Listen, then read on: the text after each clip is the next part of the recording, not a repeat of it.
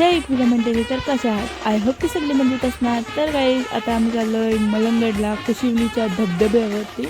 सर्वजण निघालोय आता जाण्यासाठी कुशिवलीला. तर इथे तयारी चालूच होती आणि आता आम्ही बघायला आलतो की बच्चा पाटील आम्ही वरती शिफ्ट केलं टपालीवरती. तर कारण का तर खाली उतरून त्रास नाही द्यावा म्हणून. तर काही इकडे तयारी चालूच होती, निघालो आम्ही जाण्यासाठी. तर इथून आपल्याला जायचं मलंगडला.